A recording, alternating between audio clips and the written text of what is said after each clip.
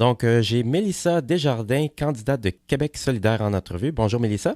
Bonjour. Alors Mélissa, tu es candidate dans Westmount-Saint-Louis, c'est ça? Exactement. Parfait. Peux-tu nous parler un peu de ton parcours, comment tu es devenue candidate à Québec solidaire et puis aussi comment tu es devenue végétalienne?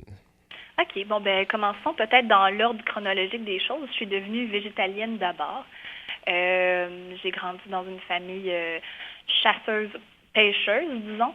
Les membres de ma famille, c'est ça, allaient à la chasse à chaque année et tout. Puis c'est un truc qui me fascinait pas tellement.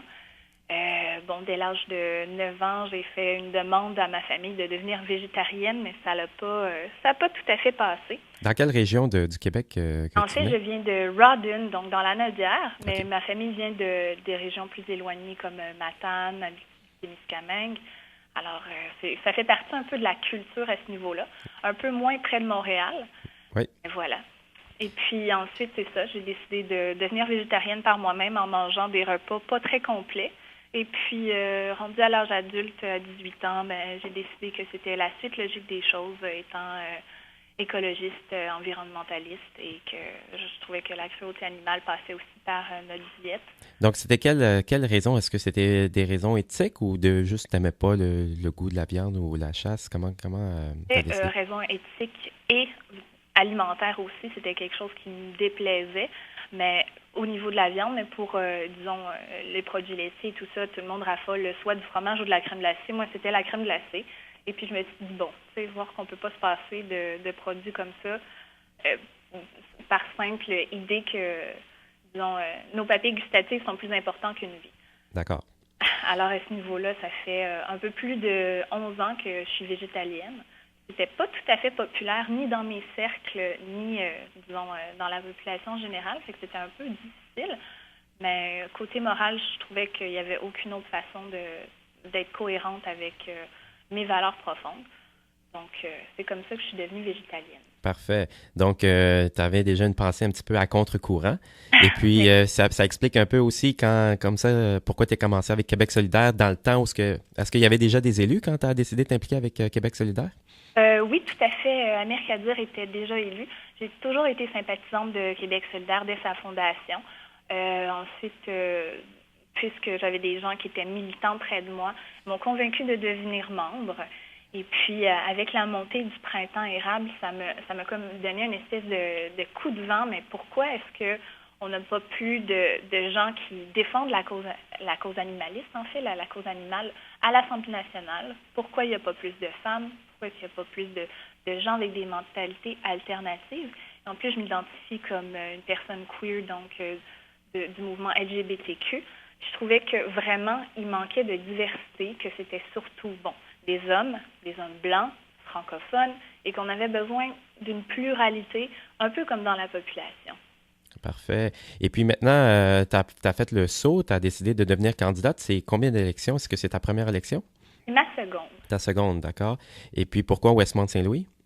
En fait, bon, en arrivant à Montréal, tout le monde se retrouve un peu au centre-ville, mais c'est là que j'ai eu, disons, la montée de mon militantisme et politique et animaliste. C'est un peu là que j'ai étudié aussi. J'ai été à Dawson College. J'ai fréquenté des établissements pas loin du centre-ville. J'ai milité aussi pour un truc qui s'appelle Meals on Wheels, qui est un petit peu plus dans le coin de Westmount. Alors je me suis dit, ben c'est parfait. Je connais bien le coin. C'est beaucoup d'étudiants. Je me reconnais beaucoup dans ce milieu-là. Donc pourquoi pas, même si c'est un comté qui n'est pas nécessairement facile à gagner, parce que selon ce qu'on sait, ça fait plusieurs années que c'est libéral, mais avec la montée du printemps érable, j'ai eu comme une espèce de, je sais pas, de montée d'espoir, disons, d'espoir que oui, les choses pouvaient changer et pourquoi pas y aller avec un comté qu'on connaît un peu. Et puis à ce niveau-là, ben, je me suis informée, j'ai fait du porte-à-porte et puis les gens étaient quand même très réceptifs. D'accord. Et puis, ici, en lisant ta biographie sur le site de Québec solidaire, tu as fondé ou tu as parti deux collectifs au sein de Québec solidaire. Parle-nous de ces deux collectifs-là. Donc, comme vous comprenez, à Québec solidaire, rien ne se fait seul et un peu dans le monde aussi. Alors, c'est grâce à d'autres militants qui ont eu des idées similaires.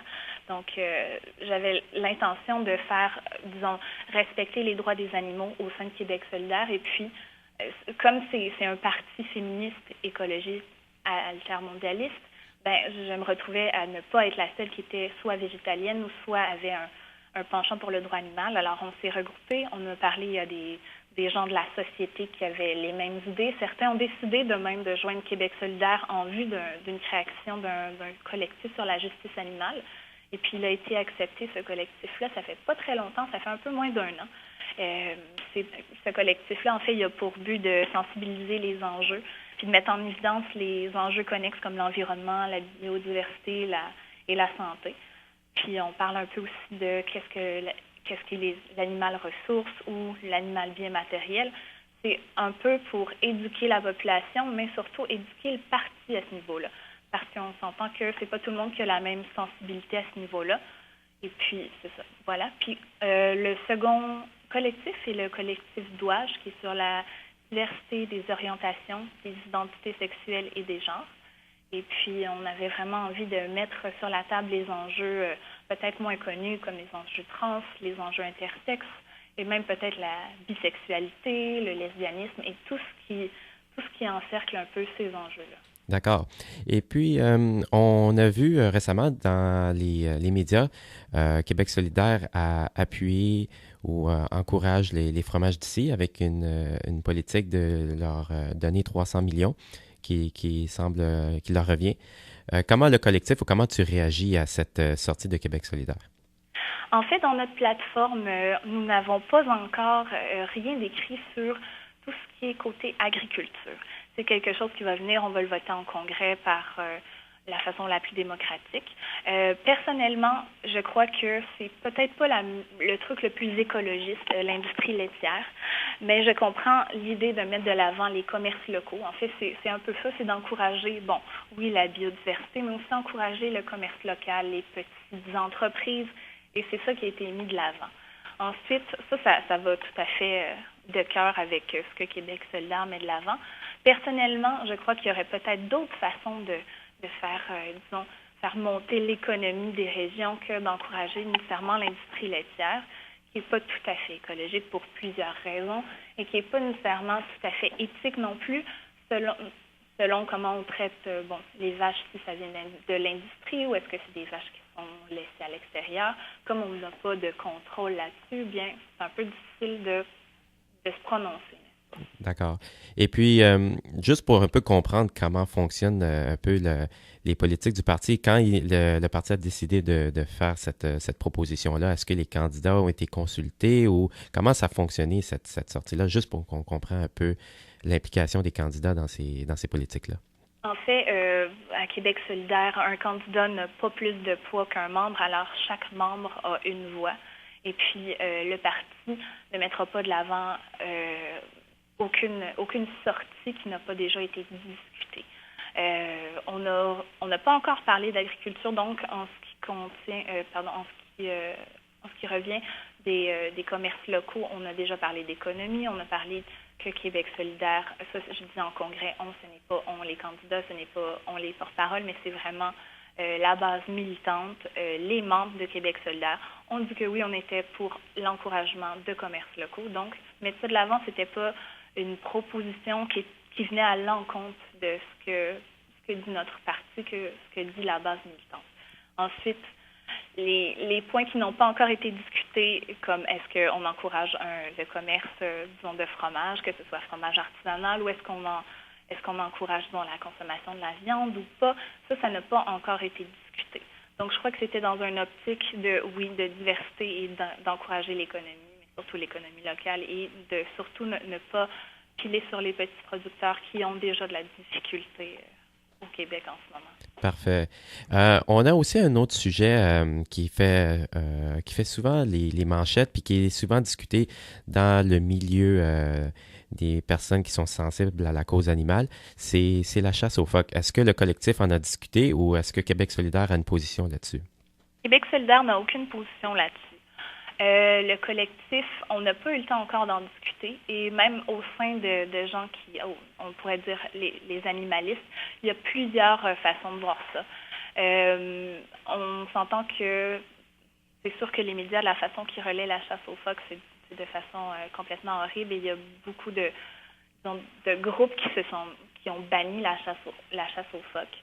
Si on se remet par contre dans une position où on encourage les Premières Nations à être indépendants, on encourage l'autodétermination, il faut trouver une façon, à mon avis, si on ne veut pas encourager la chasse aux phoques, trouver une façon que justement les Premières Nations du Grand Nord puissent, oui, se nourrir de façon adéquate et aient l'éducation au niveau de quel est l'âge où on peut faire la chasse, l'âge d'un phoque, est-ce qu'on tue les bébés, est-ce qu'on ne tue pas les blanchons, qu'est-ce qui se passe, et peut-être avoir une éducation à plus large niveau.